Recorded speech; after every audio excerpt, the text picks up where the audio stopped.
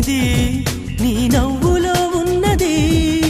నువ్వు ఇప్పుడన్నది నేనెప్పుడు విననిది. నిన్నిలా చూసి పైనుంచి వెన్నెలే చిన్నబోతోంది. కన్నులే దాటి కలలన్నీ ఎదురుగా వచ్చినట్టుంది. ఏమో ఇదంతా నిజంగా కలలాగే ఉంది.